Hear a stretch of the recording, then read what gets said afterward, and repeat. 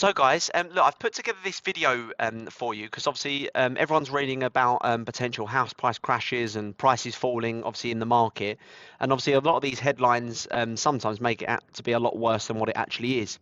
Now, the Telegraph released a really good article this week, which really sort of homes in the sort of different comparables and the sort of how the stats are obviously actually reviewed and evaluated. Now, obviously here we delve into a lot more than just the headlines. We do a lot of research and we look at all the data that actually backs up these prices. But this sort of simplifies it, and I'm going to sort of try and yeah, navigate you guys through it, and then sort of dig a little bit deep maybe later on into the corpus. And I just want to sort of give you a brief overview at the start. So obviously, yeah, this tracks, I said, the crash and how people are perceiving these potential dips. Again, I don't know about you, I've seen some reports that are saying 2% dips, some that are going up to 12%. So they're quite a drastic difference. And no one really knows what they're going to be or potentially going to fall by. Now, that's because there's always that question. Obviously, everyone, a lot of us thought that, or not us, but a lot of people thought that during COVID, the property market was going to plummet. When in actual fact, we saw the biggest boom that we've seen in well, one of the biggest booms we've seen in history. So it kind of everyone, I think a lot of people are sort of sitting on the fence and they don't really know, hence why we're seeing such a large disparity between the figures. Now, there's various different ways of comparing these potential dips. You've got asking prices, mortgages, and completion, which I'll go on to in a minute. But the way that people are typically comparing it, and people are asking themselves, and everyone out there is asking, everyone is asking, should I wait to buy a property or should I buy now? Am I going to actually buy cheaper in 6 months, 12 months, 18 months, etc.? The easiest way to compare that is history. Now, we'll all remember the 2008 crash, and obviously this article here shows the difference, what the 2008 crash and versus that now. Now, obviously in 2008, we fell by pretty much 18, just under 18%, and that was over, well, just over sort of 16, 17 months that took to hit that rock bottom, so to speak. Now, this red line is obviously showing that we're kind of on the same trajectory as what we saw in 2008. Now, personally, I don't think, and I think most people tend to agree, that we're not going to see these types of drops like we saw in 2008. We're in very, very different circumstances now as what we're in 2008. 2008, there was no liquidity. Mortgage lenders didn't want to lend. People literally it was called the credit crunch for a reason. There wasn't the money out there. Now we're seeing a very different scenario in that mortgage lenders still want to lend. They're actually, since the mini budget, obviously they spiked, but now they're coming back down, and we're now seeing sub 4% mortgages. So they have actually come back down a lot. That's creating a bit of a price war in terms of mortgages. So lenders want to lend. Unemployment is an all-time low, and people do still have money in their pockets. We saw a mass exodus of that, hence why inflation has risen so much during COVID.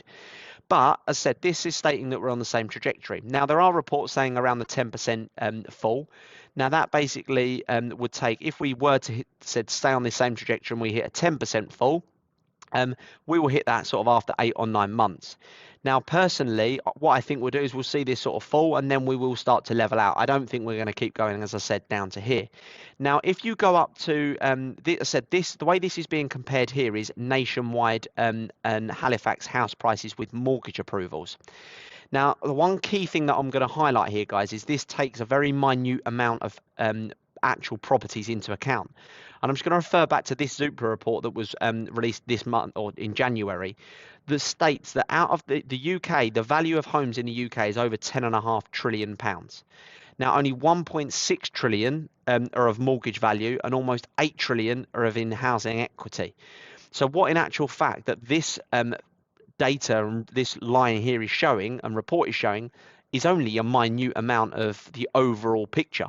So whilst we're on the same trajectory, it's only taking into account all those mortgage buyers. Now, if we go on further up in the article, this is where these key indicators come in. So if we go into mortgages, we've already seen a 4.9% dip. So if these people like your Nationwide, your Halifax are saying that we're going to see see the same style of dip, and obviously we're on the same trajectory, but they're actually quoting these guys have come out, have said a 12% dip, then we will hit that 12% as said after about 10 months, give or take. Now we're already, according so far from the peak, which was in November, we're already 3-4 months into that. So over that duration, we've only got another 4 or 5 months in order to hit that peak of 10 to 12% that they're quoting. As I said, so I don't think we're on the same trajectory. I think things will start to level out. So whilst this can be taken into account, and this is what most people are reading at the moment, is that we've already seen a dip and prices are going down dramatically. It's taking into account a minute amount of minute amount of actual property values. What we should go on the basis is this figure here, which is completion. Now, this is the data on final house price sales via the Office of National Statistics. Now, this which publishes indexes based on completion. Now, these guys are a little bit behind typically because obviously completions take a little while to go through, but we're only 0.3% down. So we're not seeing this big dip that everyone's sort of anticipating, and therefore that's why I don't feel we're going to see as big a dip across the whole board that we are that is being quoted, nor do I think that we're going to see it in every area. I think it's going to be within particular areas we're going to see it more so than others. So as I said, this is the way that we should actually be looking at it. You've then got asking prices are actually down 2.3. So this is the seller sentiment.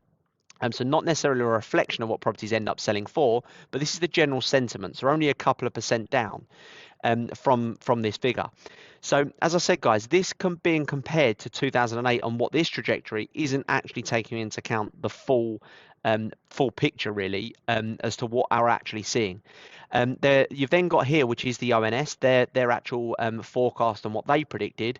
Now you'll see this is the dotted line of what they forecasted, and this is what we've actually seen. So they haven't actually sort of quite got it right. And I said we are starting to see we've seen a 0.3% dip so far. Do I think that will continue to go down? Yeah, I do, guys. I think that's going to dip a little bit more. But I don't think we're going to see these 10, 12% in actual real terms as what everyone and what some of these headlines are stating.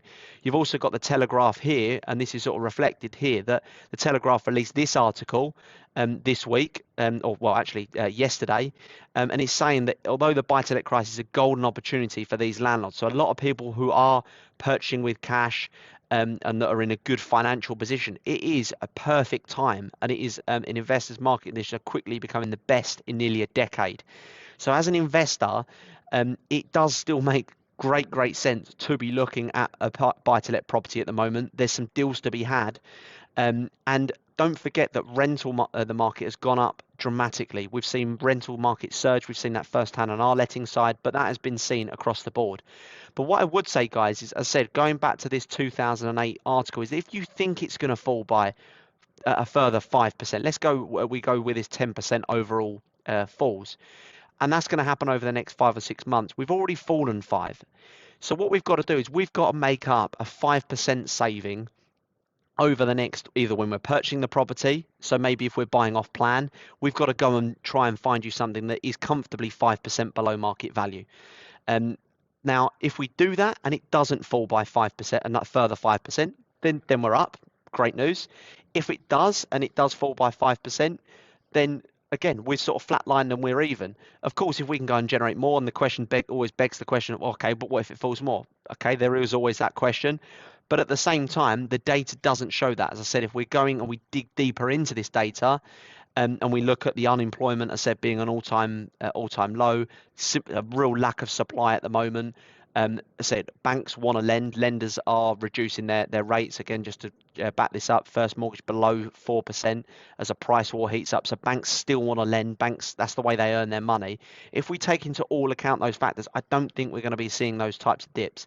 But I said if we are, then we just have to mitigate that. I said either buying below market value, or we go and find you something that if it's ready now and you think that that dip is going to happen. And again, some people are saying, and this is what I personally think, I think we're not going to see that dip, as I think this is said it's going to plateau, and it might, to hit that, maybe that additional 5% that we are going to see, that's going to happen over a longer period because of the fact that fixed term mortgages have been obviously in there, and we did a lot more stress testing than what we did in 2008.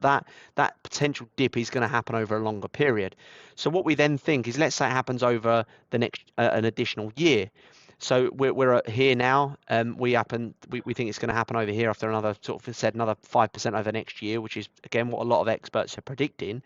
What we then have to do is, if we find you something ready now, we have to go and find you a property that's going to generate 5% income, because by leaving it in the bank, I mean, don't get me wrong, interest rates have gone up, but we're not earning as much. So if we go and generate you 6, 7, 8%, or even 10% like we are doing some of our lettings, you are still up buying, investing now, regardless of potential falls. So yeah, as I said, guys, that don't necessarily look so much into the headlines. Because they can be a little bit deceiving, and you have to look a little bit and dig deeper into the data. But look, obviously, of course, if you want to have a bit more of a further discussion, I'm more than happy to sort of go through this article and, as I said, go through any questions you've got. And yeah, in a little bit more detail. But I just wanted to summarize what we're all seeing at the moment, and it isn't as big a dip as what we have to really go on this completion number, which is, as I said, we've only seen a 0.3% dip in terms of actual property prices at the moment. And I do think that this potential dip is going to be longer, over a duration of a longer period. But I think we can save you that potential dip if it does come in various ways. As I said, whether that's income now, or we go and buy below market value, because it is a great time to buy, like this article says, as an investor, where you can bid prices down, bid developers, and yeah, really take advantage of that yeah, that sentiment at the moment. But I hope that helps, guys. And yeah, any questions, just let me know. Take care.